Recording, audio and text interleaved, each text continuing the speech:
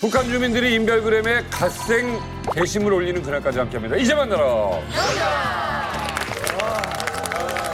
네. 제가 솔직히 지금 인별그램도 안 하고 네. 갓생을 뭔지 모르기 때문에 지금 당황하고 있어요 지금. 발음도 안 좋으세요. 하더라고요. 야, 정민이한테 발음 지적. MC한테. 갓생 이게 뭐냐면요. 이게 이제 감탄할 때 오마이 갓 하잖아요. 갓. 이 갓하고 인생을 합친 갓생. 그래서 왜? 요즘 그게 왜? MZ 세대들이 갓생 살기라고 해가지고 요즘 좀 약간 좀 트렌디하게 좀 많이 쓰는 언어거든요. 잘 모르는 것 같아. 아, 정민 형이 지금 막 알아들으신 것 같은데. 정민 오빠도 모르는 것 같아. 사실 잘 모릅니다. 뭐예요? 왜? 그걸 갓생이 네, 맞는데 약해요. 잘 모르는 땡이 또 대표 주자 아닙니까? 아, 그렇죠. 뭔 얘기를 듣고 한번 저희가 알게요. 인정, 인정. 아니 후배들이 맨날 나한테 와 나 선배처럼 갓생 살고 싶어요. 갓생 인정. 이게 뭐냐면 맞대 말이야. 잠깐만요. 욕을 하시네. 저기요. 갓 신처럼 생 인생을 산다. 와 진짜 멋있게 사는 사람. 아,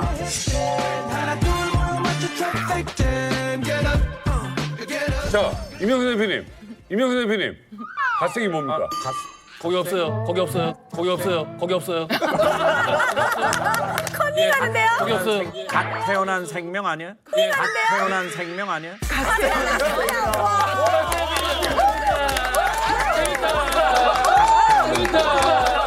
갓난애기. 야, 대본을 다 없애. 대본이 없애야 재밌어. 갓난애기. 어이구, 갓난애기. 예쁘다. 북한에서는 이런 얘기를 쓰면 그냥 서늘한 곳에 갈 것 같아요. 아, 진짜 서늘한 곳. 왜? 실신. 왜냐면 이 갓이라는 게 아까 영어랑 우리 한글의 합성어라고 했잖아요. 그럼 그 갓 하면 신이잖아요. 북한에서 신은 불시일가거든요. 그렇죠. 그런데 만약에 내가 갓생을 산다 그러면 신을 모욕하는 죄가 될 수도 있을 것 같아서 북한에서 만약에 내가 갓생처럼 산다 그러면 갈 것 같아요.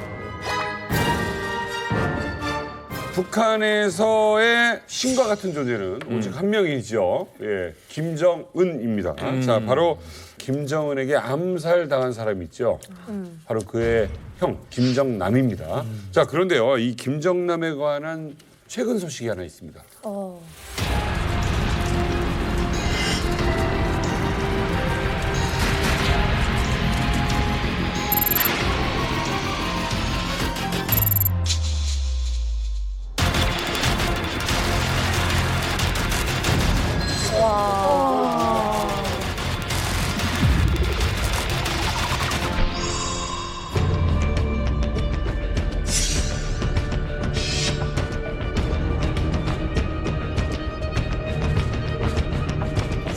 유가족? 김정은하고 가족 아니에요? 그러게요. 그렇지.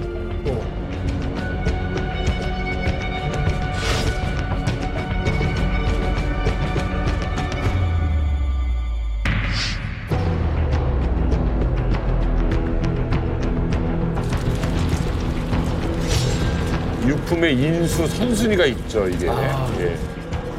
김한성.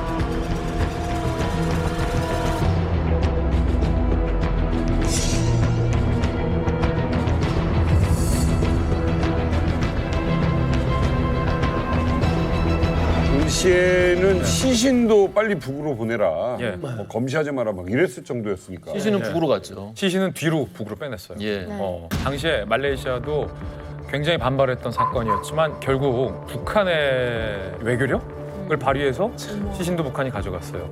이게 벌써 5년 전 그래요. 사건이라는 게 믿겨지지 않을 정도예요. 엊그제 일어났었던 충격적인 사건 같은데 쿠알라룸푸르 그 공항 한복판에서 이복 형을 죽인 암살한 사건이죠, 김정은이. 그런데 이 사건을 수사 중이었던 말레이시아 경찰이 최근 유가족에게 김정남의 유품을 찾아가라. 6개월 안에 찾아가지 않으면 폐기 처분하겠다라고 공지를 한 상태입니다. 근데 아시다시피 김한솔은 지금 모처에 도피 중이잖아요. 그래서 세간의 관심사는 네. 유품이 뭐가 있냐. 그렇죠. 그게 사실 더 궁금한 거예요, 기자들 입장에서. 안에 뭐가 있냐. 자, 그래서 말레이시아 경찰이 밝힌 김정남의 유품 뭔지 보면 김정남의 휴대폰 2개와 노트북. 근데 그 안에서 어떤 정보가 담겨 있을지 궁금하거든요. 왜냐하면 일각에서는 김정남이 미국의 정보기관과 무언가 정보를 교류했던 것 아니냐라는 의문도 제기됐던 터라 혹시 김정남의 노트북에 CIA와 교신했던 어떤 정보가 숨겨져 있는 거 아니냐 이런 의문도 사실은 제기됐었어요. 그리고 현금이 13만 8천 달러, 우리 돈으로 2억 원. 2억 원을 1억 5천 정도라고. 그렇죠. 김정남이 갖고 있었다라는 게 말레이시아의 공판 과정에서 드러났어요. 아마도 지금 이 유품이라고 말했던 게 이런 것들이 아닌가라는 세간의 관심사가 쏟아지고 있죠. 아니 사실 돈이 뭐 억 단위지만 뭐 돈도 돈이지만 아버지가 생전에 가지고 계시던 유품들이잖아요. 그럼요. 저 같으면 무조건 좀 찾고 싶을 텐데 근데 좀 사실 무섭기도 한 게 이렇게 좀 어떻게 혹시 이렇게 오게 해서 혹시 어떤 다른 일을 좀 당할 수 있지 않을까라는 좀 의심을 좀 이걸 왜 미처 못 받았을까? 근데 이제 그 사건 이후에 사실은 말레이시아하고 북한하고 사이가 완전히 안 좋아졌어요. 맞아. 외교 같은 것도 완전 단절이 되고 북한 관련된 것들을 다 그냥 철수시켰거든요. 일반적으로 이런 걸 그냥 돌려주기 위해서 한 거 아닐까라는 개인적인 생각을 해보는 거예요. 그러니까 아까 김진 기자님께서 말씀하신 것처럼 휴대폰에 어떤 정보가 있을까가 제일 궁금할 것 같아요. 왜냐면 김정남은 일반 사람이 아니잖아요. 백두 혈통이었고 또 북한에서 버려진 사람이기도 했고 그래서 한국 정부나 미국 정부에서 휴대폰에 과연 어떤 정보가 있을까 너무 제일 궁금할 것 같고 또 아들인 김한설에 대한 정보도 있지 않을까? 말레이시아 경찰이 유품은 지금 경찰이 보관하고 있다. 6개월 안에 이 유품을 찾아가라. 만약에 찾아가지 않으면 이 유품은 말레이시아 정부의 귀속이 돼요. 근데 못 찾아가는 거예요. 그래서 이제 기한을 준 거죠. 6개월의 기한을 두고 유품을 찾아가라라고 이번에 공식적으로 얘기를 한 겁니다. 그럼 과연 이 유품을 누가 인수를 해갈까? 그러게. 굉장히 궁금하고 있잖아요. 근데 일단 선순위는 아들인 김한솔이에요. 네. 김한솔이 무조건 가져가야 되긴 하는데 김한솔은 아버지 김정남이 암살이 되고 나서 그 북한 체제를 전복시키려는 자유조선의 도움으로 일단은 피신을 한 상태고 네. 그 이후로 사실상의 어떤 공식 행보 이런 게 아예 없었고 지금 알려진 바에 의하면 FBI의 도움을 받으면서 뉴욕주 근처에서 지금 생활하고 있는 걸로 알려져 있어요. 뉴욕에 있대? 뉴욕에 지금 살고 있는 거예요. 근데 뭐 김한설이 뉴욕에 있다라고 해서 뉴욕에 있다고 보면 안 되고요. 이전에 김한설이 CIA 도움으로 뭐 미국에 있다 이런 얘기도 나왔었지만 사실은 호주에 있다 이런 얘기도 그걸 어떻게 나왔었거든요. 알아? 그렇기 때문에 그의 그 로케이션을 우리가 추측만으로는 사실은 알 수가 없어요. 이렇구만. 근데 이 김한솔이 FBI 요원이랑 같이 있다고 했잖아요. 그럼 뭔가 좀 아버지의 혹시 복수를 꿈꾸고 있는 건 아닐까 좀 생각이 들어요. 그러니까 김한설은 과거 공개적으로 인터뷰에서 김정은은 독재자다라고 이야기를 했잖아요. 그렇지. I really never met them in real life, so I really don't know how it became, how he became a dictator. How he became a dictator. I've always dreamed that one day I will go back and make things better and make it easier for the people there. I also dream of unification. 근데 저는 해외에 있을 때 이 인터뷰 영상을 유튜브로 봤거든요. 근데 그 당시 제가 북한 사람이었는데 너무 깜짝인 게 백두 혈통의 후손이 김정은을 상대로 이런 얘기를 하는 인터뷰를 보고 제가 북한 사람인데도 은근 기대가 되더라고요. 언젠가 북한이 바뀔 수 있을까? 이런 생각을 했었어요. 네네네. 근데 그런 김한설의 아버지인 김정남을 김정은이 암살했으니까 아들로서 얼마나 원한이 있을까? 그렇지. 생각이 듭니다. 최근 김한솔의 근황을 우리 정보기관이 파악하고 있더라고요. 다행이다. 자세히 다 얘기할 수는 없지만 김한솔이 최근에 매우 답답해하고 신경질적인 반응을 보인다라고 굉장히 구체적인 것까지 우리 정보가 다 있더라고요. 안전하고 나름 안락할 수 있겠습니다만 김한솔이 평소와 다르게 신경질적인 반응을 보인다. 그건 복합적인 감정 같다라고 분석을 하더라고요. 첫 번째는 안전하긴 하지만 갇혀서 지내는 신세에 대한 답답함. 두 번째는 아버지에 대한 원한. 아버지. 이거를 갚지 못하는 거에 대한 어린 아들로서의 어떤 답답함. 이 두 가지 감정이 굉장히 김한솔을 최근 다급하고 신경질적인 반응이 나오게끔 하는 것 같다라는 분석도 저는 직접 네. 정보기관에 있는 고위층이 들었는데 아, 그런 자의식이 있대요? 있대요. 어. 그건 김한솔 스스로 밝힌 것도 있지만 그 김한솔을 구출했던 자유조선과 김한솔과의 교집합이기도 한데 자유조선의 에이드리언 홍창이 이렇게 얘기했어요. 북한 정권은 봉기와 혁명밖에 답이 없다. 이게 2020년에 밝혔던 얘기였거든요. 자유조선이라는 단체는 북한 내부에서의 나쁘게 말하면 쿠데타, 좋게 말하면 어떤 자유를 위한 인민의 투쟁 정도로 목표를 두고 있는 건 확실하다. 그리고 김한솔이 아버지에 대한 원한을 넘어선 북한 인민들에 대한 일종의 책임의식 같은 게 있다라는 것을 봤을 때 자세히 더 지켜봐야 되고, 아직 김한솔이 어려서 뭐 우리가 장담할 수는 없습니다만 네네. 나중에 무슨 일이 촉발될 수 있을지는 현재로서는 단정할 수 없죠. 과연 이 2억 원 상당의 남은 유품, 돈과 굉장히 엄청날지도 모르는 그런 정보들, 누구의 손에 들어가게 될지 또 다른 움직임이 거쳤다는 즉시 저희들이 이어서 전해드리도록 하겠습니다. 왕자를 차지한 김정은은 형을 죽이고 본인만이 유일한 신이 되고자 했습니다. 신화를 만들고자 하는 그런 욕심, 열망은 어디서부터 시작이 됐을까요? 그것은 김정은의 할아버지 김일성에서부터 비롯됐습니다. 그래서 저희는 오늘 김일성이 신이 된 순간, 바로 그 순간에 대해서 이야기를 해볼 생각인데요. 김일성과 굉장히 유사하게 지난주에 신이 되신 분이 계셔가지고 신이 되신 분이 신이 된 그 순간 카메라에 찍힌 내용에 대해서 잠깐 언급하고 지나가야 될 필요가 있을 것 같습니다. 북한에서 그런 일이 있었어요? 북한이 아니고 중국에서 있었는데요. 며칠 전에 맞아요. 이게 갓생이네. 이게 갓생이네. 진짜 이건 중국 갓생이다. 시진핑 얘기하는 건데요. 3차 연임이 공식화되는 당대표회의가 있었죠.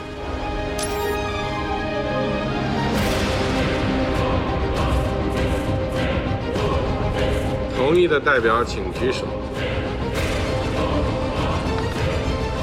不同意的请举手。没有，没有，通过。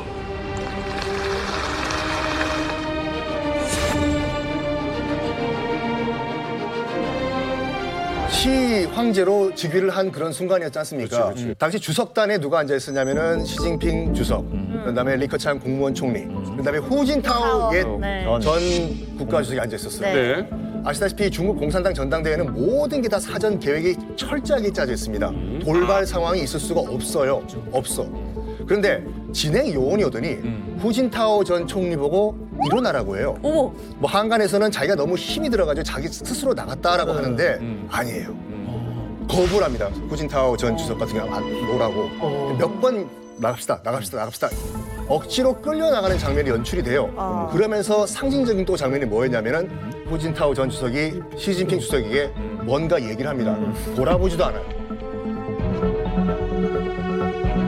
그리고 옆에 있는 리커창 국무원 총리 이제 토사구팽 됐거든요. 네. 어깨를 툭툭툭 쳐요. 앞으로 잘해봐라. 안 됐다 이런 뉘앙스. 이게 굉장히 큰 반향을 일으키고 있죠. 어머, 잠성태 사건 생각나. 이 장면에 대해서 맥락을 궁금해하시는 시청자분들 굉장히 길 것 같아요. 일단 지금 시진핑이 있고 그 전에 지금 이 장면에서 끌려나간 후진타오 전 총리가 있었고 그 전에 누구였죠? 장쩌민이었죠. 장쩌민. 자, 장쩌민이 속해 있는 파벌이 상하이방입니다.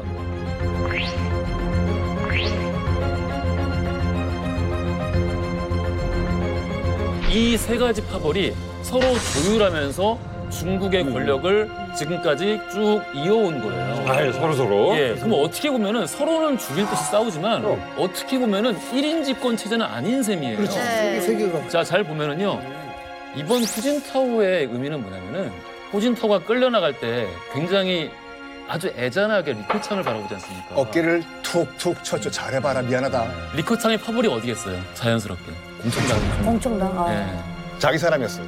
리커창 보고 알아서 나가라는 거예요.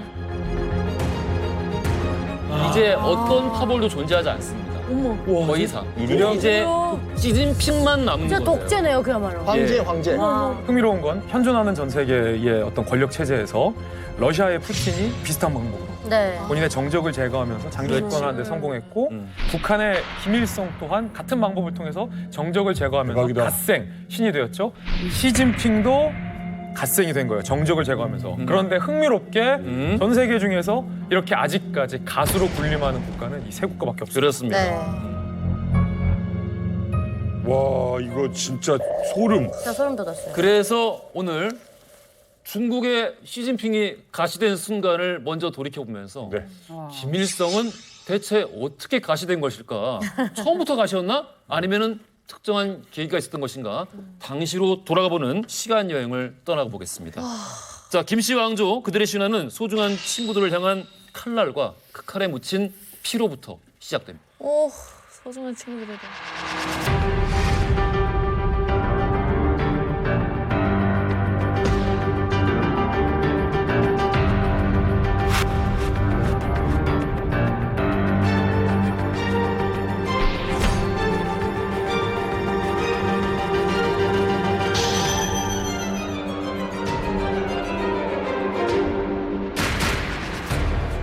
자 김일성에게 라이벌이 있었다.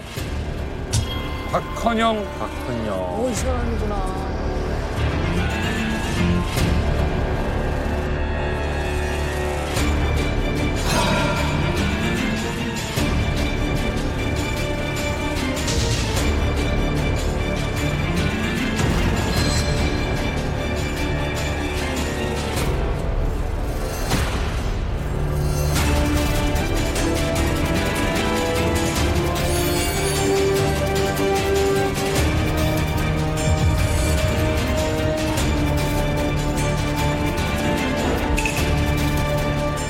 아니 사실 뭐 갓생도 갓생이지만 정말 너무 무서운 게 어떻게 보면 이 권력 때문에 무섭다. 자기랑 또 가장 친한 절친까지 사실 죽인 거잖아요. 혁명 동지를. 권력 앞에 부모 자식도 없는데. 그러니까 나는 무서운 게 그건 것 같아요.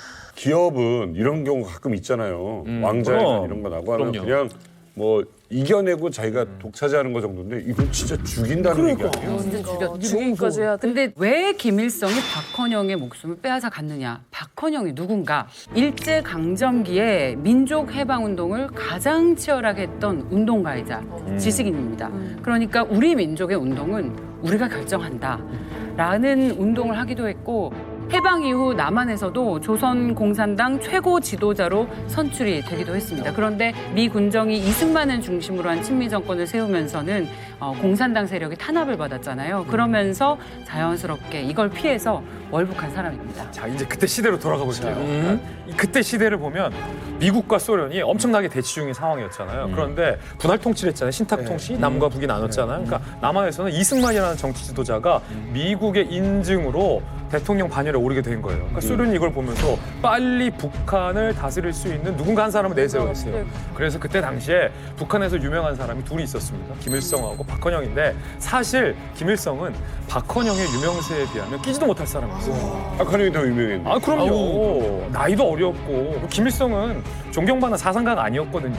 소련 군부 내에서 김일성의 이름만 회자됐던 뿐이지 한반도 내에서 김일성의 존재감? 글쎄요, 감히 박헌영 선생에 대비될 수 있었을까? 저는 아니라고 봐요. 네. 박헌영 선생은 조선의 레닌이라고 소개됐잖아요. 철저한 사상가였고 공산주의 사상을 한반도에서 동양에서 확립했다라고 봐도 될 법한 사람이었어요. 그래서 그때 우스갯소리로 사회주의 당시의 지식인들이 사회주의 운동의 방향이나 철학적인 궁금함이 있을 때 박헌영 동지에게 물어보시오. 그렇지. 라는 말이 무엇이든 물어보세요. 회자될 정도로의 당대의 지식인이었죠. 그래서 사실은 우리 쪽에는 김구 선생, 그리고 북쪽에는 박헌영 선생. 이렇게 사실은 사상적인 배경에 거장 둘이 뒀는데 두 거장 모두 다 사실은 미국과 소련에 의해서 배제됐던 인물이라고 봐야 되죠. 그래서 김일성은 소련의 필요에 따라서 간택된 인물이다. 이렇게 표현하는 게 가장 정확하지 않을까. 당시에 이제 김일성과 그다음에 박헌영이 있는데 정통 좌파 입장에서 보게 되면 아, 맞다. 형 박헌영이에요. 아, 맞아. 그래서 그저 그럼. 마적대처럼 총 들고 빨치산 투쟁했다라고 하는데 원래 막시스트의 핵심 바로 그러니까 총파업 투쟁이거든요. 노동자 동맹 총파업 투쟁. 그래서 국내에서 싸워야지 왜 밖에 나갑니까? 그리고 김일성도 1940년까지 거기서 싸우다가 결국 도망가거든요, 소련으로. 근데 소련군에서 활동했던 사람이에요. 그래서 사실 정통성으로 보게 되면 이제 박헌영이었죠. 그래서 김일성과 박헌영을 두고 이제 소련에서 고민을 합니다. 그 둘 불러요. 그래가지고 스탈린 앞에서 이제 면접을 보는데 면접에서 결국 이제 합격점을 받은 건 김일성이 받았던 거죠. 왜냐하면 김일성은 일단 소련 군에서 활동하고 그 말을 잘 들을 것 같고 그다음에 한일 영웅으로 그놈의 그 보천 때문에 이름이 좀 나 있거든요. 그러니까 미디어 효과가 좀 있었던 거고 세 번째는 좀 약간 좀 무식해요. 학식과 이론은 없는데 이 신념 하나는 강하다는 걸 이제 높이 산 거고요. 반면에 이제 박헌영 같은 경우에는 말을 좀 안 들을 것 같고 되게 똑똑하지 않습니까? 게다가 일제 시대 때 이렇게 형무소 생활을 많이 했지 않습니까? 박헌영 같은 경우는. 그러니까 이 사람들은 의심하에 하여튼. 그러니까 우리는 이제 일본하고 조선은 완전히 다르다고 보는데 이 사람들은 비슷해 보이는 거야. 그러니까 형무소 생활을 했다 그러면 혹시 변절할 수도 있겠다 싶었던 거예요. 박헌영은 진짜 오래 살았거든. 결국은 박헌영을 내치고 김일성을 적자로 삼은 거죠. 김일성은 일단 소련 말을 되게 잘해요. 그래, 이게 제일 중요해. 소련 말을 너무 잘해요. 왜냐면 소련에서 유학했거든. 그리고 말을 잘 들어요. 딸랑딸랑을 엄청 잘해요. 사진 좀 보세요. 형 이것 좀 먹어봐. 맞아. 진짜 맛있다 이거. 이거 완전 맛있어 이거. 근데 이거 짱이다. 정말. 친해 보인다. 진짜 친해 보인다. 여기서 김일성이 신으로 가는 길 첫 번째 단계가 시작됩니다.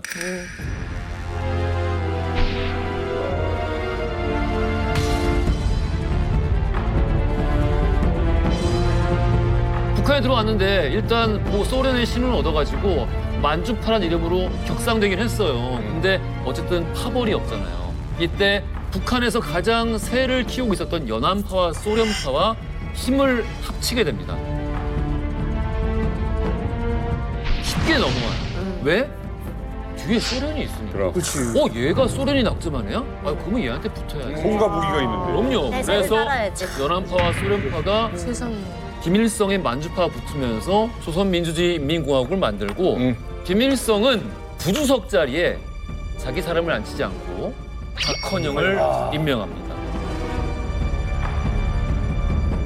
김일성과 박헌영은 친형제처럼 우애가 깊었다고 합니다. 왜냐하면 동지이고 항상 함께 활동을 하다 보니까 그 관계가 친밀해질 수밖에 없죠. 그래서 1949년 박헌영이 윤옥이라는 여자와 재혼을 하게 되는데요. 김일성이 이 결혼식도 송대하게 치러줬다고 합니다. 진짜 친했네. 잠깐만. 왼쪽이 누구야? 박헌영. 김일성, 박헌영 와이프. 재혼. 이게 재혼한 재혼 사진.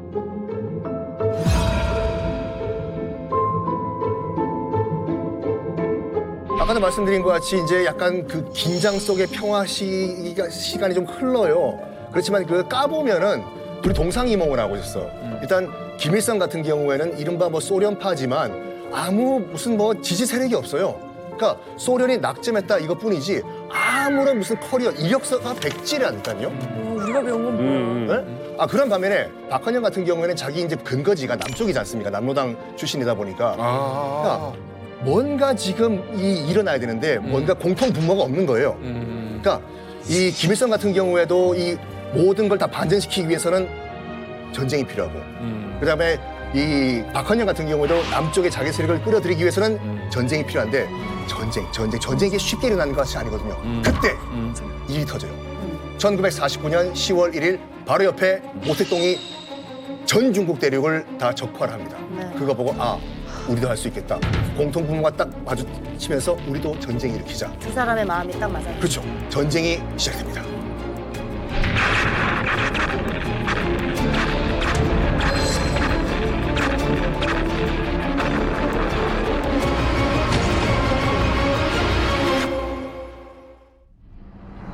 김일성과 박헌영은 우리 힘을 합쳐서 한반도를 공산화하자. 그렇지. 전쟁을 일으키자. 근데 그러려면 자기들의 힘으로 못하잖아요. 그때까지만 해도 사이좋게 손을 잡고 스탈린과 모택동에게 전쟁을 허락해 주십시오. 그리고 우리 전쟁해 주는 거를 도와주십시오. 같이 가요. 이게 모택동에게 군사 지원을 요청했던 두 사람의 편지입니다.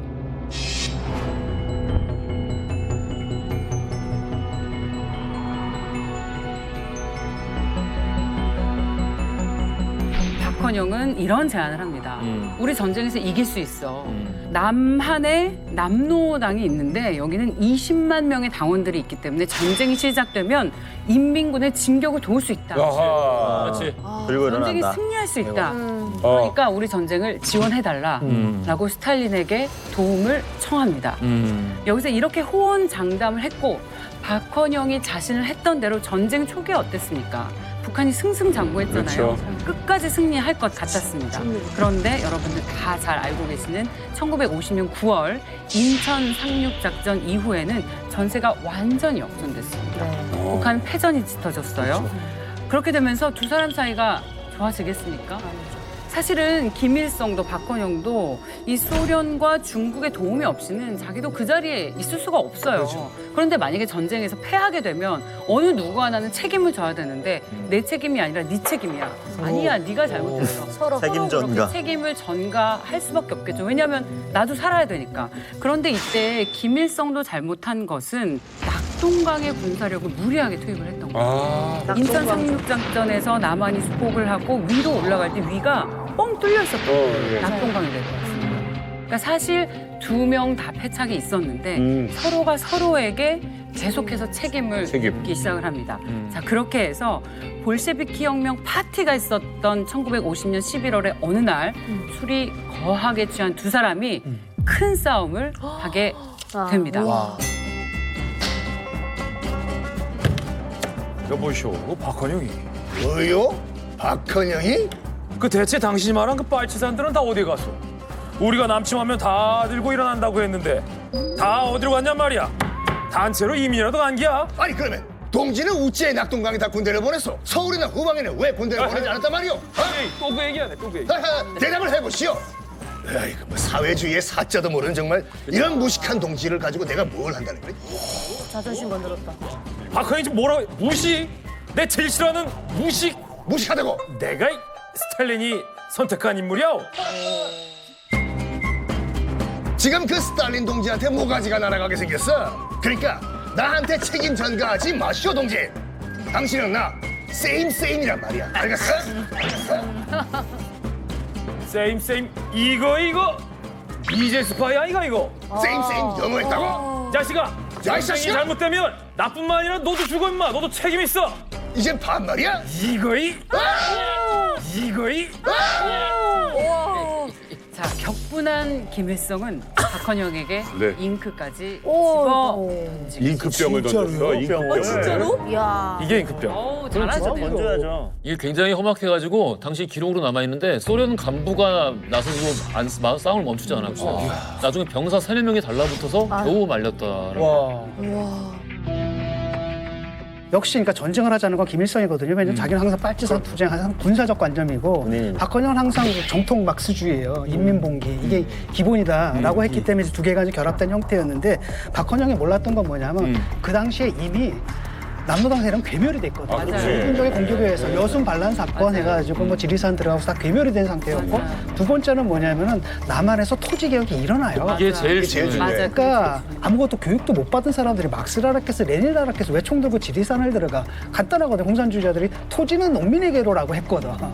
그러니까 평생 소장만 짓고 샀던 사람들이 이제 토지를 내가 갖게 됐거든. 그럼 이제 공산당이 오면 이때부터 내가 이걸 지켜야 되는 거예요. 질 수가 없죠. 그러니까 지켜야지. 공기가 일어날 수가 없는데 박헌영은 그걸 몰랐던 거야. 정확한 사정을 잘 몰랐고 자기가 딱 내려가게 되면 옛날에 자기 인기에 환영할 줄 알고. 취해가지고 아니 인민군이 딱 내려가면 서울만 딱 점령하면 밑에서는 알아서 봉기가 일어나서 붕괴할 것이다 라고 본 거죠. 맞습니다. 박헌영이 강구한 것은 한국의 실정. 이승만이 집권을 한 이후에는 사회주의 세력을 모두 괴멸시켰는데 그걸 잊고 남로당은 20만 명이 도와줄 것이다. 이 주장만 하고 전쟁을 강행을 하겠다라는 생각을 한 거죠. 그래. 여기에서 우리가 지금까지 계속 얘기하는데 이 똑똑한 박헌영이 아니라 왜 김일성이었냐라는 얘기를 하면서 결국에는 소련이 김일성을 좋아했었던 건 살짝 무식했기 때문이다.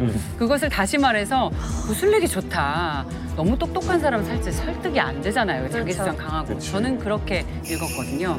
그런데 김일성이 어마어마하게 정치적인 감각이 있어요. 아, 그럼요. 정치 동물이지, 김일성. 맞아요. 동물적인 그 감각이 뛰어납니다. 여기서 지식인들은 따라올 수 없는 그게 있어요. 그렇기 때문에 이 김일성 3부자가 지금까지도 신적인 존재로 군림하고 있는 것 같아요. 앞서 말씀하셨듯이 가장 치욕으로 생각하는 미제 스파이. 박헌영의 그 굴레를 씌웁니다. 박헌영이 미제 스파이였겠습니까? 그러니까 우리가 못해서 전쟁에서 진 게 아니다. 내부에 스파이가 있었다. 사보타주를 했다. 근데 그게 박헌영이다라고 한 거죠. 근데 그게 먹혔어요. 네네네.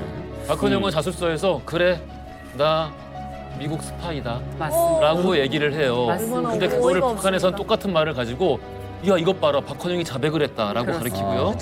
맞아요. 북한을 제외한 모든 나라에서는 이 똑같은 텍스트를 보고 아 박헌영은 그냥 자포자기한 상태였다라고 보자기죠. 그래서 결국에는 이 미제 스파일은 혐의를 근거로 해서 네. 1953년 3월 박헌영은 체포됐습니다. 그리고 55년 12월에 정권 전복 음모, 반국가적 간첩 테러 및 선전 선동행위라는 죄목으로 사형을 선고받았어요. 재판이 이루어져요. 그다음에 그 기록들이 남아 있는 거 그거 보면 이제 박헌영은 비웃죠. 이게 다 결론 정해진 재판인데. 아이고 얼마나 비참했을까. 질문. 북한에서 이 얘기 들은 적 있어요? 김일성하고 박헌영 술 먹다가 싸웠다. 처음 들어봤어요. 영화에서 대체로 북한은 그 세뇌를 많이 시키잖아요, 네. 교육을. 김일성 항상 호슬호슬한 인민복 입고 항상 추운데 직접 나가서 싸우고 있고 그랬는데. 박헌영 뒤에서 와인 여기 위스키 마시면서 날라리 인텔인 이거 거야. 어때요? 저희도 이제 배우기로는 김일성은 이제 현지에 가가지고 옷도 항상 영조파는 호술하잖아. 사람들 안에 들어가서 같이 일하고 이런 모습을 상반되게 편집을 해요. 딱 그 시점에는 박헌영은 술 먹으면서 야, 김일성 어떻게 하면 우리가 잡아보자. 맞아. 앉아서 회의하는 모습. 딱 패션이 호지영 작가님 패션. 패션이 호지영 작가님 패션. 박헌영 패션? 네. 박헌영 약간 박헌영 느낌이야. 고뇌하는 지식인이다. 인테리. 아니 사실 그냥 친구도 아니고 어떻게 보면 정말 힘들 때 같이 손잡고서 이제 북한을 세운 그런 동지인데 갑자기 나보다 인기 많아? 그렇지. 친구를 죽이는 어떤 그렇지. 이런 건 좀 북한 정권 수립의 아버지가 2명인데 북한 정권 수립을 제대로 보지도 못하고 죽은 거죠. 그러니까 한 집에 아버지가 둘이 어떻게 돼? 맞아요. 뭐 박헌영과 김일성이 혁명 동지라고 하는데 저는 그냥 쇼였던 것 같아요. 그럼요. 왜냐하면 북한에 진짜 혁명 동지들이 있어요. 최령의 아버지 최현, 뭐 강건, 김책 이런 사람들이 대표적입니다. 그래서 김책하면 아마도 북한에서 제일 많이 그의 이름을 딴 학교들과 장소들이 많을 거예요. 김책 시 있죠? 김책 공업 종합대학 있죠? 김책은 6.25 전쟁 때 유엔군과 한국군이 올라갈 때 자청에서 평양에 남아서 싸웠던 사람이에요. 그래서 거기서 이제 전사했거든요. 그러니까 그 정도로 충복하면 무조건 김책 선생이 처음으로 나와요. 그래서 김책을 그렇게 일러주는데 그러한 김책도요. 그 외에는 안 가르쳐줍니다. 그가 어디에서 태어났고 어떻게 성장했으며 그가 어떻게 혁명의 길에서 그런 거 안 가르쳐줘요. 그가 어떻게 김일성 수령님을 그렇지. 위해서 충복했는지 정확히는 그 하구나. 소중한 심장도 어떻게 조국을 위해서 바쳤는가 이런 것만 강조하는데 심지어 박헌영 선생에 대해서는 어떻게 가르쳤겠습니까 북한에서. 북한의 교육에서 박헌영 선생을 뭐 어떻게 얘기하냐면 김일성 최고사령부 위치를 6.25 전쟁 때 미국에게 팔아 넘긴 미제 고용 간첩이다라고 딱 아예 그렇게 가르쳐요? 네. 그렇게 가르쳐? 진짜 우리랑 너무 다르게 알고 있다. 박헌영은 남측에서도 6.25 먹고. 일으킨 주범이고 못된 사람이고 그래, 비극적이다. 북측에서는 북측대로 이 배신자. 스파이. 그래서 역사계에서는 박헌영이 남북 모두에게 버림받은 비운아라고 평가를 하고 있어요, 솔직히요. 이게 그러니까 되게 특이한 케이스예요. 역사를 쭉 돌아보면 세계사에서 어느 한쪽에서 숭배받거나 어느 한쪽에서 터부시되면은 다른 한쪽에서 숭배받거나 터부시되거든요. 그러니까 그게 서로 이렇게 균형이 맞는데 박헌영 같은 경우는 양쪽에서 다 버립니다. 그냥 존재하지 않는 역사를 지어버렸어요. 희한한 일이죠. 엄청나게 유력한 사람이었는데 불구하고. 그러네. 심지어 그 박헌영을 그 사람 측근의 사람들하고 같이 처형을 했잖아요. 근데 어디다 그냥 막 대량으로 묻었대요. 그래서 시체도 못 없어, 못 찾는 없어. 묘지 없어요? 없어요. 오지가 있을 수 없죠. 그냥 측근을 묘기도 같이 없어요. 다 갖다 그냥 이렇게 웅덩이에다 이렇게 파묻었는데 어디 위치인지도 모르고 알 필요도 없다라고 그렇게 그냥 생각하고 있어요. 아니 그러면은 이 박헌영은 어떻게 보면 엄청 좀 존경받고 좀 존경하시는 분들도 계셨을 거고. 그렇지. 그 당시에 엄청난 굉장히 좀 지식인이었죠. 좋아하시는 분도 계셨을 텐데 그러면 그 존경하던 이 세력들이나 이런 분들이 좀 일어나지 않았나요? 그러니까 이 박헌영을 이제 총살하면서 가장 큰 문제가 박헌영 남로당 그 당수가 올라오면서 많은 사람들이 같이 왔어요. 네. 예. 같이 온 사람들 중에 신분이 확인 안 되고 하다 나니까 이제 노동당에서 아, 이 속에 간첩들이 있다 이게 따라왔다. 아이고야 또 그거 했구나. 그래가지고 이 박헌영뿐이 아니고 남녀당 원 사람들 다 믿으면 안 된다 해가지고 당 정권 등에서 이제 총선을 시작하는데 급한 사람들은 이제 다시 탈북하다가 체포돼가지고 사형당하기도 하고 어떤 사람들은 이제 나는 깨끗하다 당당하다 억울하다 하고 이제 노동당이 항거하다가 그따위 우리는 모른다 하고 그냥 막 총선할 거. 자, 이게 출신 성분이 나오는구나 나중에 남측 출신들. 김일성의 이 행보, 친구를 자기 손으로 죽인 것도 모자라서 남아있던 세력들을 처단을 했습니다. 그야말로 왕조 시대 삼족을 멸하는 폐습을 그대로 따라한 거라고 할 수 있겠죠. 예, 일단은 1955년에 박헌영이 처형됩니다. 여기에 대한 반발이 상당히 있었겠죠. 그다음에 아주 그 이듬해 1956년 2월에 바깥에서 어떤 일이 벌어져요. 그건 바로 뭐냐면 스탈린이 죽은 지 3년 만에 소련 공산당 전원회의에서 당 간부들이 갑자기 스탈린을 비판하기 시작했어요. 스탈린주의를 비판하기 시작합니다. 이른바 이제 후르시초프가 주도한 스탈린 격하 운동이 일어나는 거죠.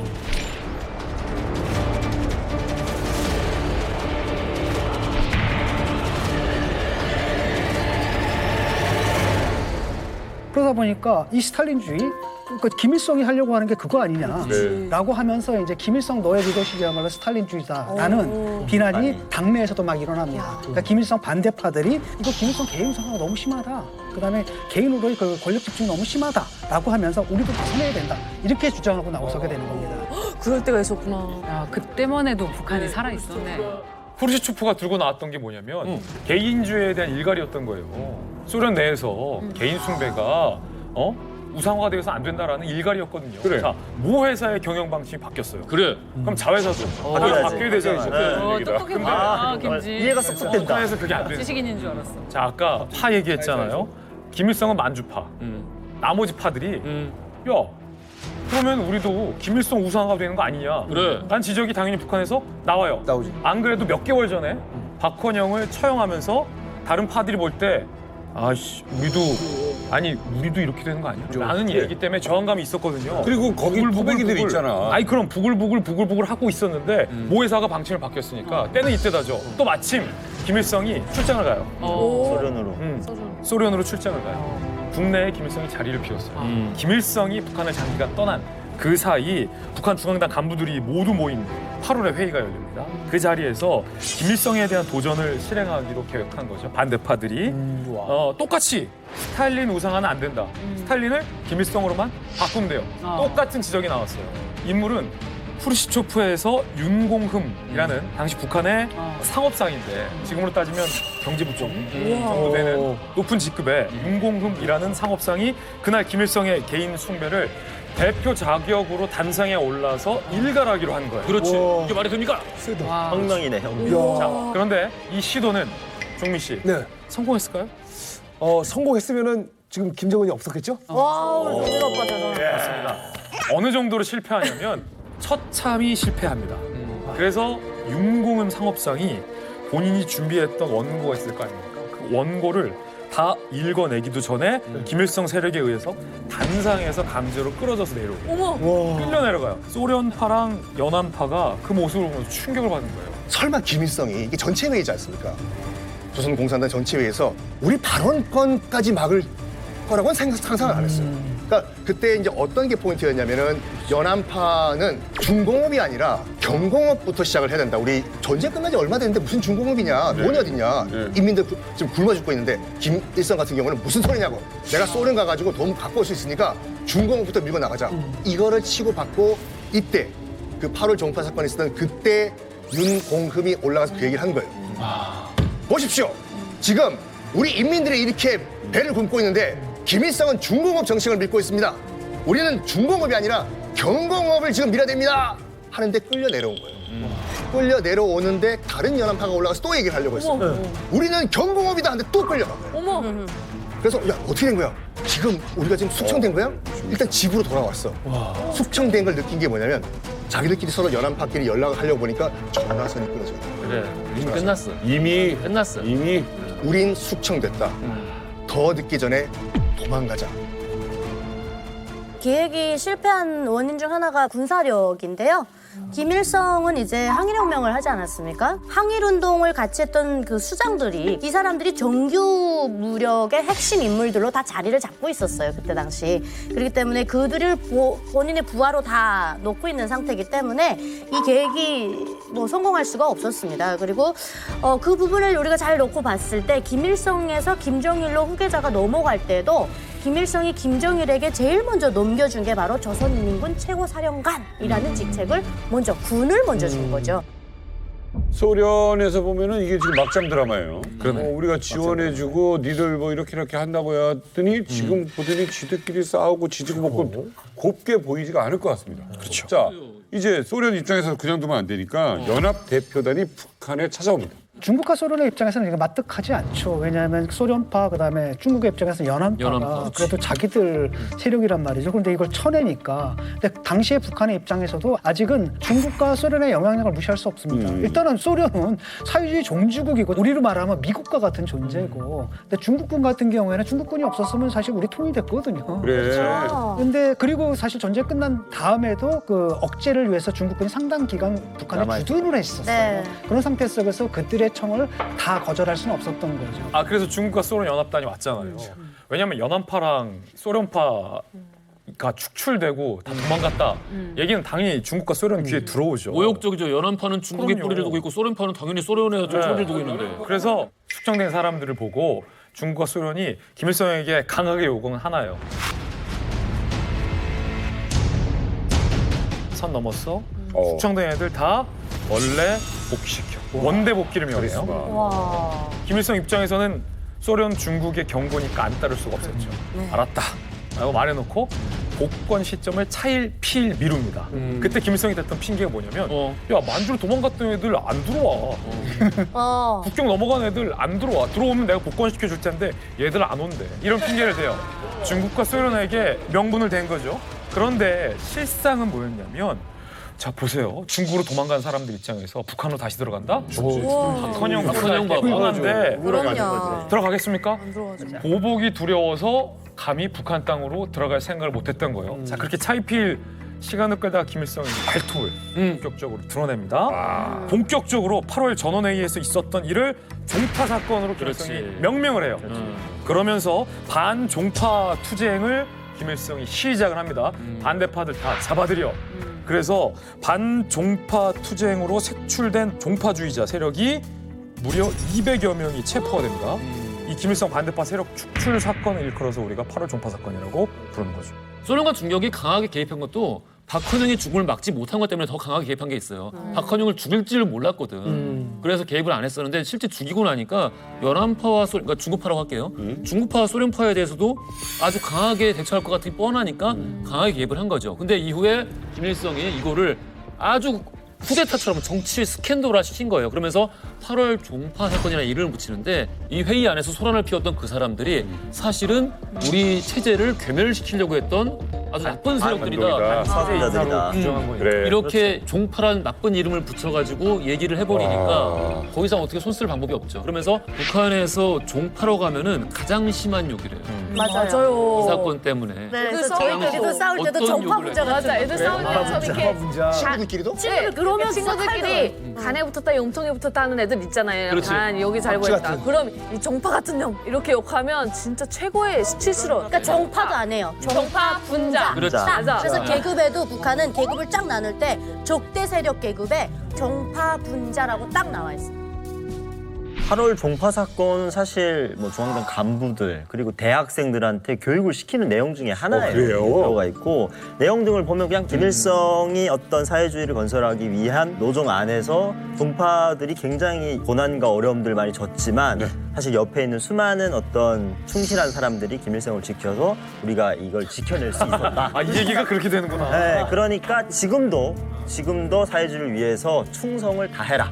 이렇게 이제 내용이 그리고 또 교육이 되죠. 그때 그 정파 분자들을 처형하지 않았다면 우리식 사회주의가 절대로 일어설 수 없었다. 이거를 그런데 우리가 확실하게 짚고 넘어가야 되는 건 뭐냐면은 지금 현재 우리의 국내 학자들은 이 종파 사건이란 말 자체는 김일성이 나에 반대되는 세력을 다른 파벌들을 악마화하기 위해서 만든 종파라는 나쁜 단어이기 때문에 8월 전원회의 사건이라고 부르는 것이 옳다라고 해서 지금은 국내에선 8월 전원회의 사건으로 공식적으로 부르고 있습니다. 이제 지금 상황을 보니까 종파 사건을 통해서 북한의 최고 권력자로 이제 군림하게 됩니다. 욕심이 끝이 없죠. 여기서 또 열망 하나가 튀어나옵니다. 이제 신의 영역으로 가야지라는 마음을 먹게 됩니다. 내가 아무리 노력을 해도 박헌용도 죽이고 종파 사건을 일으켜도 내 마음대로 되지 않는다는 거 알았어요. 중국과 소련이 이래라 저래라 하면 전 그걸 따를 수밖에 없다. 그래서 나는 그런 눈치 안 보고 진짜 내 말이 율법이 되는 그런 체제를 만들고 싶다. 내가 가신 체제를 만들고 싶다. 그래서 만든 게 바로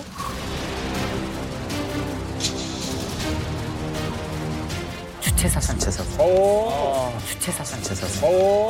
여기서 주체사상이 나오는 거예요. 그래. 너무 뜻은 좋잖아요. 인민이 먼저다. 주체가 된다. 인민이 우선이다. 그렇죠. 어디에 눈치도 보지 않고 우리의 관점으로 주체적인 태도를 지녀야 한다를 우리는 이렇게 읽겠습니다. 중국과 소련 눈치 안 보고 내 멋대로 하고 싶다. 그렇게 표현해도 되는군요. 그렇게 읽고 싶습니다. 그러네. 주체 사상이 아니라 사실은 그래. 국제 사상인 거죠. 무슨 주체 사상이에요? 대학교에서 김일성의 이 이제 사회주의 건설을 할 때 대해서 이제 그 내용을 배우는 그 내용을 보면 북한의 헌법으로 딱 돼서 주체 사상을 국가의 중심 사상으로 확정한 거는 72년도에 확정을 했어요. 그리고 김정일이 딱 올라가면서 주체 사상을 그냥 한마디로 김일성주의화 한 거죠. 그래서 이제 북한은 주체 사상을 대대적으로 홍보하고 교육을 하게 됩니다. 그래서 하나의 종교, 즉 이제 김일성교가 그때 탄생을 하는 것이죠. 이게 이제 그 주체라는 게 그저 철학 사상만의 문제가 아니라 그때 이제 북한 사회의 노선이 정해지는 거예요. 맞습니다. 경제에서는 자립입니다. 그러니까 북한이 지금 경제 제재에도 그냥 버티잖아요. 폐쇄적인 경제고 정치에서는 이제 우리식 사회주의라고 하면서 자기 유일사상 체계를 만드는 거고 심지어는 나중에 어떻게 되냐면 공산주의자들의 헌법이라고 할 수 있는 막스 레닌주의를 폐기해요. 거의. 그래서 주체사상이 등장하는 거고 이게 더 위대한 거다라고 하는 거고 군사에서도 우리 같은 경우는 한미 동맹이잖아요. 그래서 우리가 저쪽에 침입하면 미군이 자동 개입하게 되는데 북한은 사실은 그런 동맹 관계가 없고 거기서도 이제 자립으로 가는 거죠. 이런 그 북한 사회가 오래 버티면서도 또 북한 사회를 지금까지 힘들게 하고 있는 그 노선이 그 당시에 이제부터 만들어지기 시작한 거죠. 자, 이렇게 해서 김일성이 신이 되는 과정에 대해서 알아봤습니다.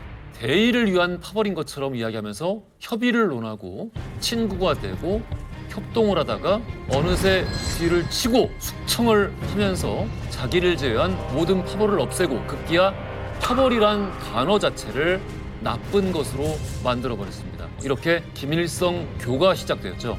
이것을 그대로 물려받은 김정일. 김정일은 단지 신의 아들이라는 타이틀만으로는 또 만족할 수가 없었습니다. 또 뭐 한 거야?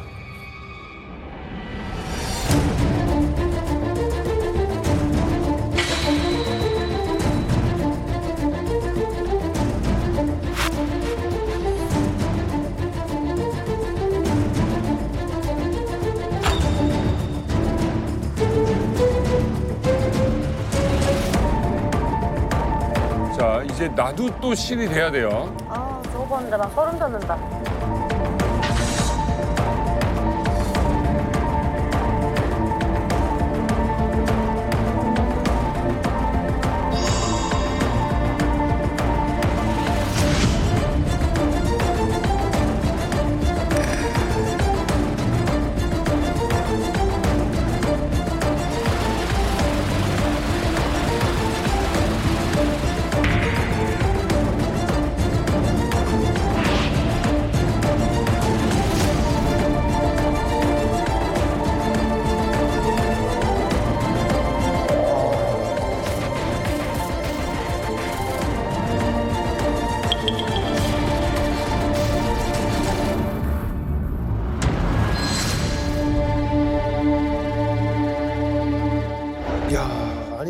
이 신의 아들이든 이 신이든 사실은 이제 뭐 더 가질 수 있는 게 없을 것 같은데 왜냐면 벌써 1인자잖아요. 원래 역사적으로 아버지가 건국자거나 왕자를 물려받은 아들에게 갖고 있는 유일한 비극은 아버지의 근육이 너무 크다는 거예요. 맞아. 그 그늘에서 벗어나지 못하면 실패한 정권으로 끝나는 거고 그 그늘을 벗어나야 한다는 항상 욕망이 있는 거죠. 아버지가 이미 숙적들은 다 제거를 해놨어요. 우리가 지금까지 얘기했던 8.5 총파 사건을 통해서. 그리고 아들 김정일이 신이 될 수 있는 명분도 아버지 때문에 만들어놨어요. 주체사상. 자, 그럼 김정일이 탐냈던 건 뭐냐? 저 인민들의 머릿속을 탐낸 거예요. 저 인민들의 마음속. 저들의 사상 속에서 신으로 추앙받고 싶고자 하는 그 욕망. 그렇지. 이들의 사상을 들여다보고 싶고 검열하고 싶고 하는 그 욕망. 그 욕망이 김정일에게 남아있던 겁니다. 그러니까 다들 나를 따르고 나를 숭배한다고 말은 하는데 그 안까지 사랑받고 싶은 거야. 그렇죠. 난 지배하는 걸로는 성이 차지 않아. 날 사랑해야 돼. 사랑해요. 진짜 신이 되고 싶어. 진짜 존경해야 돼요. 궁예가 되고 싶은 거는 네 마음이 다 보인다. 우와. 너무 싫다. 너무 싫다. 근데 실제로 김일성대 다닐 때 그 김씨일가만 타는 엘리베이터가 따로 있어요. 그래서 엘리베이터 타고 둘이 이렇게 올라가는데 문이 이렇게 열린 거예요. 근데 대학에 그 일하시는 분들이 김일성을 보자마자 그 앞에서 완전 90도로 인솔을 했는데 그 뒤에 김정일이 있었는데 김정일 쪽으로 시선이 안 왔대요. 그게 너무 화가 나가지고 그때는 이미 김정일 쪽으로 그 영향권이 많이 넘어왔는데도 불구하고 김일성의 그늘이 너무 컸던 거예요. 아버지를 지켜. 그리고 현지지도 끝나고 간 다음에 나가자 바람으로 그들의 정강이를 발로 빵 차면서 니놈들 눈에는 내가 안 보이느냐라고 굉장히 막 화를 냈다는 일화도 있거든요. 이야, 근데 이게 지금 94년도에 김일성 죽고 지금 몇 년 동안 이게 잘 준비하려고 그러는데 고난의 행군이 왔어요. 맞습니다.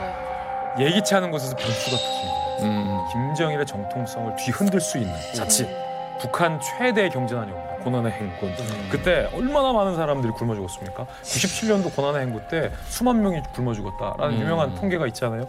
우리 한민족의 비극이죠. 김정일 권세를 물려받고 나서 얼마 안 됐는데 평양 빼고 나머지 배급이 끊겨요. 그럼 북한 인민들이 본인을 사랑하게 했습니까? 본인을 원망하게 했습니까? 원망하지. 실제로 그때 당시에 북한 주민들의 마음속에 싹 텄던 게 김일성 때는 안 그랬는데 맞아. 고난의 행군이 찾아오면서 김정일이 어쩌면 마음속에 이렇게 마음을 바꿔먹으면서 이 사람들한테 내가 사랑받고 싶다 해서 나를 사랑하지 않는 놈들을 찾아내겠다 라고 마음이 굳겠는지 모르겠어요. 그러니까 사실은 인민을 믿지 못하는 거예요. 자존감이 낮은 인민을 맞아, 믿지 맞아. 못하니까 그다음에 어떻게 되냐면 들어가서 색출을 해야 되는 거고 또 하나 그때 이제 가장 많이 쓰는 방법이 뭐냐면 우리 안에 있으면서도 우리 밖에 있는 사람, 내부의 적. 이걸 찾아내는 거죠. 그래서 그런 일을 갖다가 전적으로 해줄 수 있는 기관을 하나 이제 창설하게 됩니다. 그런 기관도 있어요? 예, 해주는 기관. 그게 바로 1997년에 만들어진 사회 안전성의 비밀 조직 심화조. 그러니까 우리나라로 따지면 경찰에 더 많은 조직을 부여한 비밀 조직이라고 볼 수 비밀 있을 경찰인 것 거죠? 같아요. 예. 권한을 부여했다는 거예요? 권한을 무서부리의 권한을. 공안 경찰이죠, 공안 경찰. 자, 그 비밀 경찰 조직인 심화조를 만들었습니다. 네. 두 가지의 특징이 있어요. 하나는 김정일이 직접 만들었습니다. 그러니까 직접 지시를 받아요. 그리고 두 번째는 아주 막강한 권한을 부여했는데 그거는 사상 검열을 할 수 있는 권한. 이것은 북한에서 가장 강력한 권한 중에 하나잖아요. 이거를 부여했습니다. 근데 김정일이 이런 심화조를 만들어서 자기가 자기 손에 직접 피를 묻히진 않죠. 네네네. 대신해서 사람을 앉혀요. 최문덕이라는 사람인데 이 사람이 사회안전성 정치국장이었다고 해요. 그러니까 우리로 따지면 중정부장 정도? 네, 그런 권한을 가진 사람을 심화조의 수장으로 앉히게 됩니다. 그래서 첫 번째 미션을 이렇게 줍니다. 악질적인 반공 활동을 한 서북 청년단을 색출해서 모두 다 숙청해라.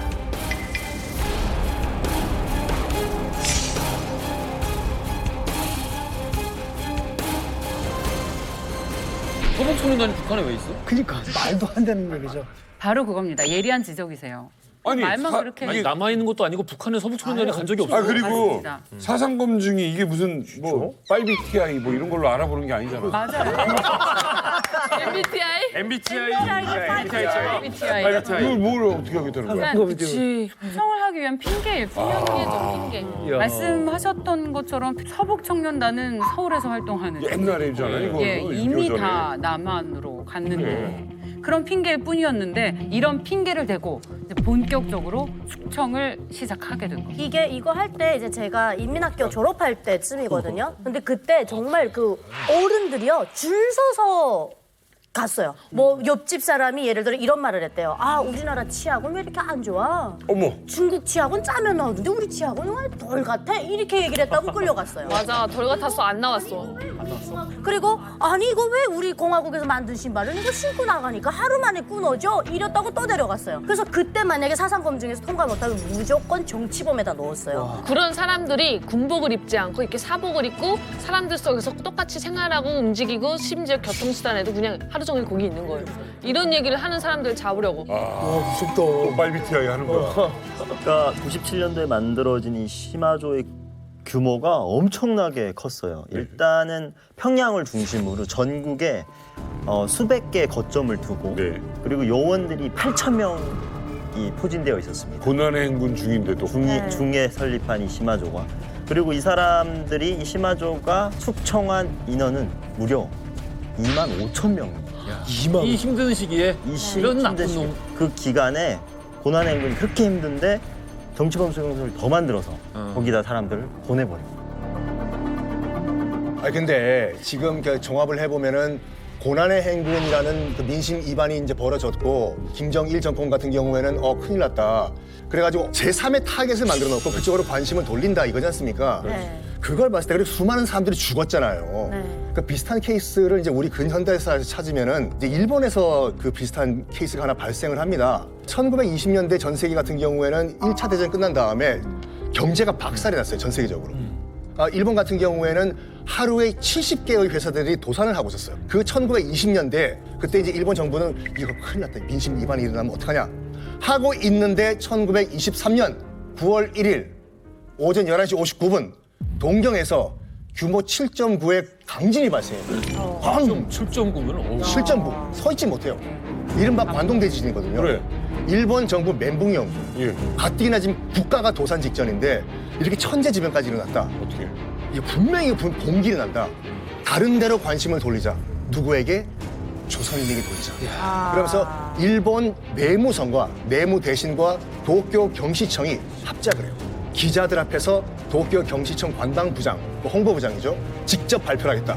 조선인들이 우물에 독 탔다고. 이게 일반 유언비어로 등장한 게 아니라 일반 유언비어가 아니에요. 공포에 질린 시민들이 만들어낸 말이 아니라 정부에서 만든 것이죠. 일본 정부와 일본 경시청이 공식적으로 만들어낸 거예요. 이게 너무하잖아. 그래가지고 일본 경시청도 한 조선인들 한 1,000명, 2,000명 정도밖에 안 죽을 것이라고 생각을 했는데 웬걸 일단 공식적으로는 한 3,000명 이상이 사망한 걸로 나와 있고 독일 외무부의 자료에 따르면 23,000명이 죽창에 찔려 죽었어요. 그러니까 이 나라가 경제가 위험에 빠지고 나라가 이제 막 흔들리고 우리 집도 막 지금 너무 힘들어. 경제가 힘들어. 근데 자연재해까지 일어났어. 분노가 막 치솟아. 그러니까. 이걸 어디다 줬지? 이걸 어디다 부숴? 어디다가 조선인 쪽으로 돌리자. 이건 꼭 기억을 하셔야 돼요. 서로. 일단은 그 시마조 사건의 주 무대가 된 곳이 있어요. 평양시에 있는 영성구역이라는 곳인데요. 사실은 이게 어떠한 주민의 신고로 이루어졌다라고 북한에서는 이제 이를 키웠죠.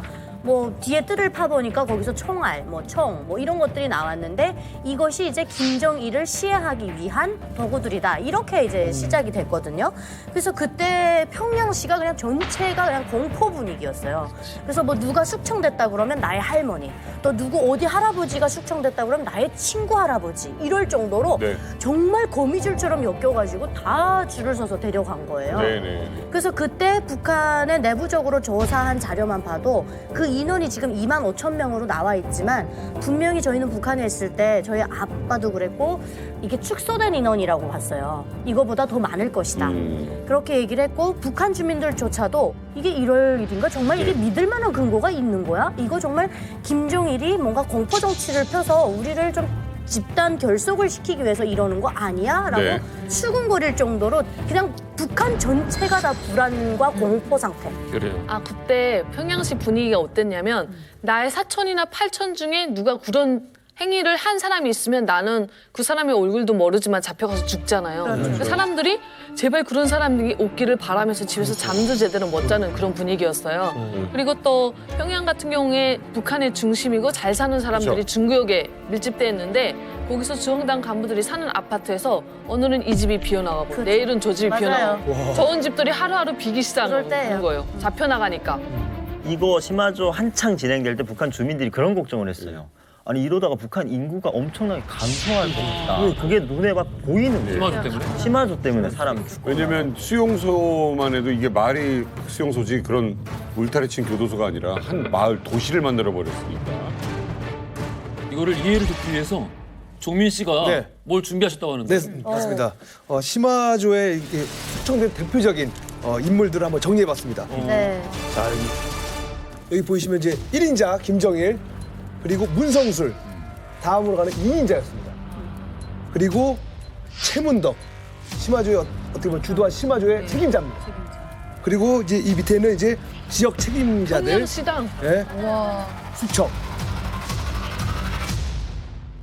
그리고 또 시마조 때 또 숙청된 인물이 그 위쪽으로 또 올라가서 한 명이 또 있습니다. 또 있어요? 네, 바로 문성술이라는. 문성술? 네, 이 사람 너무 높은데. 네, 2인자요. 2인자. 김정일의 2인자. 바로 밑인데? 네, 맞습니다. 2인자였고 아버지 김일성 때부터 핵심 권력자였어요. 그래서 저 문성술 앞에서 김정일이 자기 비판 생활 총괄을 할 정도로, 어머. 네, 그 정도로 이제 그 권력이 있던 사람이었는데 그 시마조 사건이 터지면서 문성술과 그리고 그 일가족들을 전부 다 체포를 해가지고 또 그리고 주변 인물들까지도 남조선과 내통한 간첩으로 몰아서 닥치는 대로 숙청을 했고요. 하지만 이제 문성술은 자신이 결백하다는 뜻을 굽히지 않았습니다. 그런데 시마조는 이제 그런 문성술에게 아주 엽기적인 고문을 가했는데요. 설사약을 먹이고 3일 동안 물을 안 줬어요. 그렇게 해서 이제 탈수해서 이제 죽게끔 그렇게 해서 사망을 하고. 죽었다고요? 네. 2인자를? 시마조의 거문이 얼마나 심했던지 체포된 이들의 40%가 취저 중에 자살을 했다고 아이고. 합니다. 그래서 시마조에 체포된 사람이 또 워낙 많다 보니 네. 공개 처형이 어려운 거예요. 그렇지. 그래서 총살대를 감옥으로 보내서 감옥 안에서 사람들을 처형을 하기도 이야, 했습니다. 미쳤나 봐. 그리고 또 반혁명 분자는 삼적을 멸해야 된다는 걸로 해서 나의 사촌이 누군지도 모른 채 그들의 핏줄이라는 이유로 해서 지방으로 추방을 당했어야 됐고 네. 또 처형을 당하기도 했어요. 그래서 그때 일명 말하는 여덕 수용소가 확장이 되었고요. 세상에. 종치범 수용소가 많이 생겨나게 됐습니다. 저 김정일 저 양반을 볼 때마다 오버랩이 되는 사람이 있어요. 역사는 발전하지 않아요. 역사는 항상 반복이 되거든요. 역사의 100% 도플갱어 한 명 있어요. 저 김정일 저 양반을 볼 때마다 오버랩이 되는 사람이 있어요. 역사는 발전하지 않아요. 역사는 항상 반복이 되거든요. 역사의 100% 도플갱어 한 명 있어요. 누구요? 연산군. 둘 다 노는 거 좋아했죠. 술 좋아하죠. 여자 좋아하죠. 파티 좋아하죠. 그리고 무엇보다도 김일성에서 이제 김정일로 권력이 넘어오면서 아버지 때 사람을 굉장히 싫어했어요. 세술은 세부대. 뭔가 다 죽이기 위해서는 명분이 필요하잖아요. 그 명분을 찾다 보니까 너 종파 군자지, 너 서북청년단이지, 너 뭐 시마조에 관련돼 있지. 이런 식으로 다 숙청을 했는데 당장 원자를 데려오너라. 이거 너 죽였다고 했는데.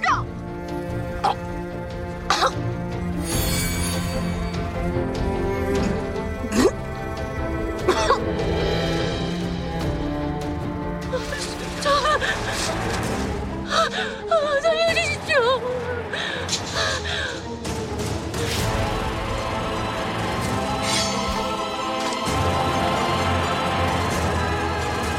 연산군 같은 경우에도 우리가 드라마나 영화를 통해 가지고 참 잘못 알려져 있는 게 있어요. 그 드라마를 보면 이제 임사홍이 피 묻은 적삼이라고 해서 이게 어머니가 흘리신 피입니다. 뭐야 이게 어머니라고? 으악! 하면서 TV 드라마에는 그때 천둥 한번 빵 치고 내가 가만 안 놔두겠어 라고 하잖아요. 네. 다 거짓말이에요. 드라마 작가님들 그렇게 하시면 안 돼요. 어떻게 연산군은 원래 세자 때부터 자기 엄마가 그렇게 억울하게 죽은 거 다 알고 있었어요. 다 알고 있어요. 연산군은 멍청한 왕 아니에요. 천천히 장기적으로 아버지 때 사람들 다 날려버리고 자기 사람 심고 그리고 또 자기에게 약간 뭐라고 전하 통촉해 주십시오 쓴소리하는 이른바 이 대간들 살인들 한 큐에 날려버릴 무슨 뭐 명분이 없을까 하다가 어머니 그 패비윤 씨 사건을 끄집어낸 거예요. 현금도 치고. 정치적으로 절대로 그때 한 번 알고 눈 돌아가가 다 죽인 거 아니라니까요. 네. 그래서 이런 식으로 정치적으로 자기 입지를 강화한 왕이에요. 이 얘기를 말씀들을 쭉 듣다 보니까 이거 너무 좀 과유불급이라고 해야 되나? 너무 많이 갔다라는 생각이 들게 되거든요. 그렇지. 너무 많이 갔어요. 애시당초 위에 한 명만 했으면 됐잖아. 그렇습니다. 일장일단이 있어요. 이 시점 되면 김정일이 머리가 나쁜 사람이 아니거든요. 일장일단을 피부로 느꼈을 거예요. 일장은 애초에 시마조 사건은 고난의 행군으로 이반된 민심을 공포통치로 틀어잡기 위함이었어요.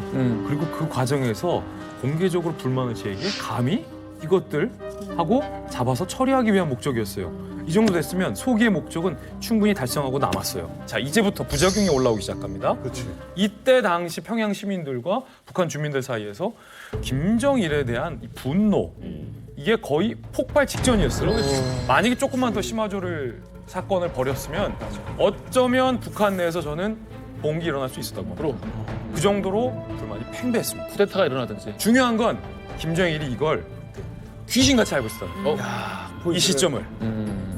그때 김정일에게 이자처럼 과잉 진압이 됐다라는 그런 얘기들이 막 술렁술렁 나오기 시작할 때쯤 김정일이 그런 보고 받았어요. 과잉 진압됐고 죄 없는 사람들도 끌려가서 억울하게 죽었다 하니까 김정일이 정말 어처구니 없는 그 지시를 하나 내렸는데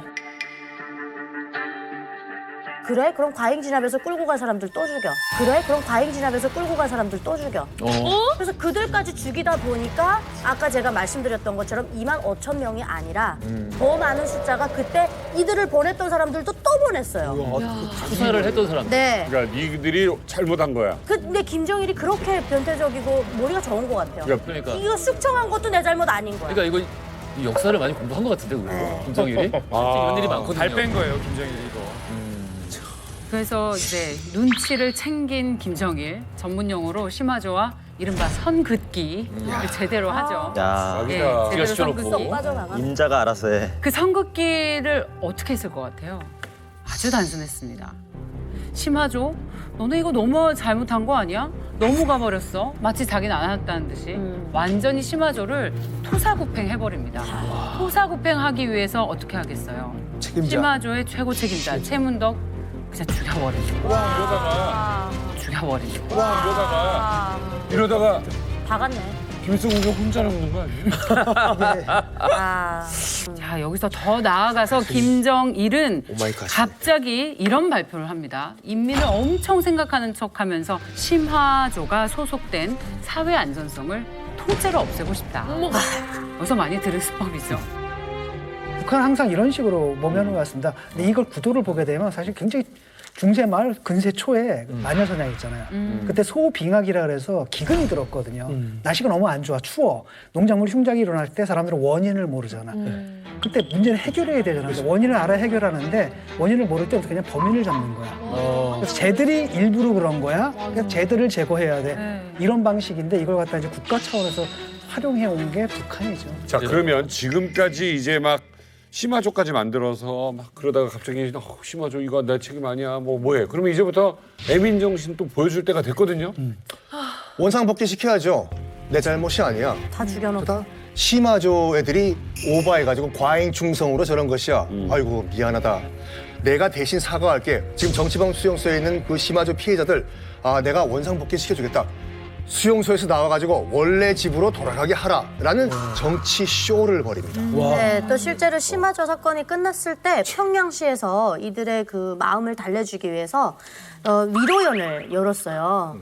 그리고 뭐 푸짐한 식사들 뭐 이런 것들 해가지고 이제 뭐 피해자들을 위로한다는 자리의 명목으로 이렇게 좀 만들어졌는데 사실은 이제 피해자들의 억울함을 김정일 장군님의 인독 정치로 어루만져준다 뭐 이런 명목이었어요. 근데 당시 피해자들은 밥을 먹으면서도 김정일 장군님의 뭐 인독 정치에 보답해야겠다 이런 말을 좀 해야 되는데 형식적으로라도 그 말이 안 나오죠. 가족을 다 잃었는데. 그러니까 이제 먹는 자리에서 오히려 그들이 증언을 하기 시작해요. 안전원들이 우리를 이런 만행으로 막 억압하고 우리를 막 어떻게 제압을 했다 하면서 그 규탄하기 시작해요. 그래서 그 위로연이 성공리에 끝나지 못하고 중간에 이게 중단이 됩니다.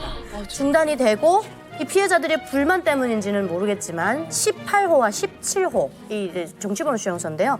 이 수용소에 거의 모든 안전원들이 이제 체포되거나 해임이 되면서 또 이쪽으로 막 보내지고 또 굉장히 뭔가 좀 아비규환의 그런 것들이 좀 정리가 잘 안 된 상태로 계속 유지가 됐던 거죠. 그러니까 김정일은 심화저 사건을 자기가 전혀 모르는 일인 마냥 얘기를 하지만 북한 주민들이 바보가 아닌 이상 모를 수가 없잖아요. 그리고 나의 가족들과 친척들이 끌려가는 걸 본 사람들 입장에서는 원한이 있거든요. 그리고 또 북한이라는 시스템 안에서 최문덕이라는 사람 개인의 지시로 어떻게 이렇게 북한 고위층의 간부들을 죽일 수가 있겠습니까? 그래서 주민들은 김정일의 지시가 아니라는 것을 절대로 믿지는 않았지만 또 공포 정치를 펼치다 보니까 네. 말하기는 무서웠던 것 같아요. 자, 어쨌든 할아버지 신이 있고요, 아버지 신이 있습니다. 그 신들이 뭐 토리의 망치처럼 뭐 내어준 게 있습니다. 바로 핵입니다. 김정은 요즘 하루가 멀다 하고 미사일 쏴대고 있습니다. 그가 이렇게 미사일 그리고 핵에 집착하는 거는 남한도 아니고 북한 때문도 아닌 아버지 김정일의 유언 때문이다 라는 말이 있습니다. 그가 이렇게 미사일 그리고 핵에 집착하는 거는 남한도 아니고 북한 때문도 아닌 아버지 김정일의 유언 때문이다 라는 말이 있습니다.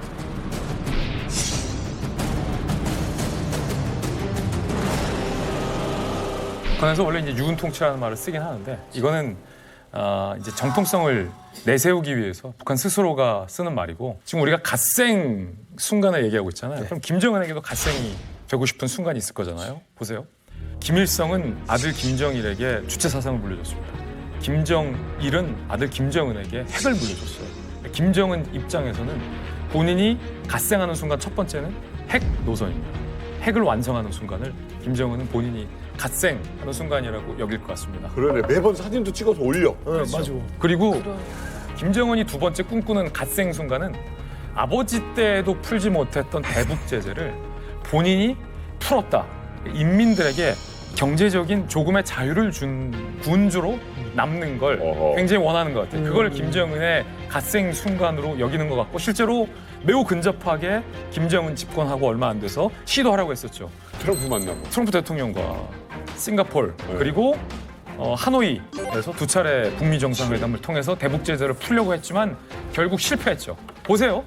그 순간을 김정은이 갓생하고 싶어 했다라는 반증이 거기서 실패하니까 김정은과 김여정이 어떻게 돌변합니까? 갑자기 피해 통치로 돌변하면서 우리나라와 북한 대내적으로 MZ세대들한테 남한 영상물 본다고 잡아서 죽이기 시작한 게 잡아서 가두기 시작한 게 그 이후에 맞습니다. 김정은 씨랑 돌변을 하게 되죠. 네. 다시 이제 피해 통치, 공포 통치로 회귀하게 되는 거죠. 행복이네. 저희가 지금 갓생의 순간에 대해서 얘기하고 있는데 잠시 여기서 갓생의 의미를 바로 잡자면 열심히 사는 거예요. 아침에 일찍 일어나서 운동하고 출근하는 사람을 보고 갓생한다. 자기 전에 책 읽고 자는 것을 갓생한다. 저희는 이만갑식으로 새로 해석을 하겠습니다. 새로 해석을 한 갓생. 가시 되는 거지. 그렇습니다. 가시 되고 싶은 김정은의 얘기를 하고 있습니다. 근데 김정은은 지금 심각한 체제 위기 속에서 북한을 물려받았잖아요. 자신의 선대인 아버지 그리고 할아버지를 따라해서 자신에게 부족한 어떤 통치력을 보완하려고 하는 시도를 계속하고 있습니다. 북한 지난 전승절 행사에서 이런 모습을 선보였는데 김정은이 연설할 때 무대 뒤에 어마어마하게 큰 스크린을 띄웠어요. 그 스크린에서 뭘 보여줬냐면 할아버지 김일성의 영상을 띄우면서 6.25 전쟁 처음에 북침을 주장하는 김일성의 연설 그리고 휴전 협정 체결을 알리는 모습을 계속해서 내보냈습니다.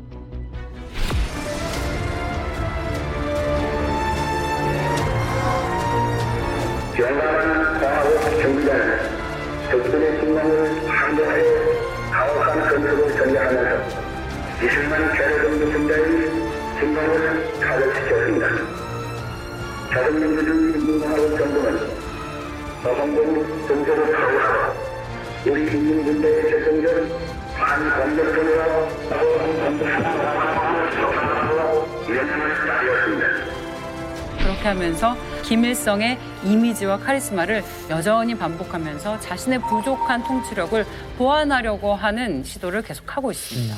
그 보완을 하면서 김정은은 이런 생각을 하고 있을 것 같아요. 일단은 아버지, 할아버지의 그런 정통성을 이어가면서 뭔가 변화를 줘야 되겠다. 그 변화가 뭐였냐면 할아버지 같은 경우에는 주체사상이잖아요. 아버지는 선군 통치였잖아요. 근데 아버지는 군사로 이 나라를 통치했다면 이제부터 나는 인민을 사랑하는 사랑의 통치를 하겠다라고 하면서 김정은 같은 경우에는 무엇을 지금 그 공식화했냐면 인민대중 제일주의를 통치의 기본으로 삼았거든요. 그래서 각종 애민 영화들 가서 막 포옹하고 같이 울고 이 땅의 천만 자식을 정의 품어 안아 운명과 미래를 끝까지 지켜주시고 자신의 피땀으로 엮은 행복의 근방 속에 인민을 선참으로 앉혀주시는 자애로운 어버이의 모습이었습니다.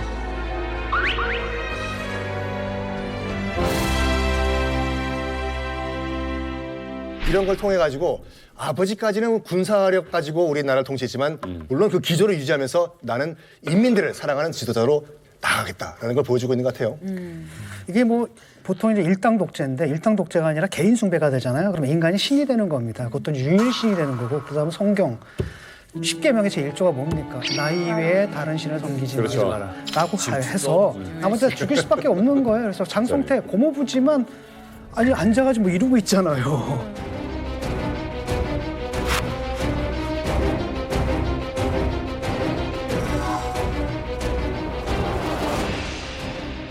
그냥 제거하는 거. 그 다음에 김정남 밖에서 나돌지만 사실 정동성 자기보다 낫거든요. 그러니까 불행한 겁니다. 그래서 제거할 수밖에 없고. 그래서 요 체제, 일당 독재가 아니라 개인 숭배가 되는 한 지금 우리가 봤던 이것은 1세대, 2세대, 3세대, 4세대가 오든 계속 반복될 거라는 거죠. 얘기를 쭉 들어보면서 좀 3대에 걸쳐서 우리가 이야기를 특정한 사건들을 통해서 이야기를 들어봤는데 이거는 결국 김일성이 던진 부메랑이 돌아오고 있는 것이다. 저는 그런 생각이 강하게 드네요. 왜냐하면 결국 김일성이 확립한 주체사상에 따르면은 그들은 무오류의 지도자일 수밖에 없거든요. 실제 주체사상의 내용이 그래요. 결론이 그렇습니다. 무오류의 지도자일 수밖에 없다는 게 논리적인 귀결이라는 거예요. 그런데 아버지가 무오류의 지도자인 신인데 그런 신을 섬기는 아들이 또 신이어야 되는 거야. 매번 신이어야 되는 거예요.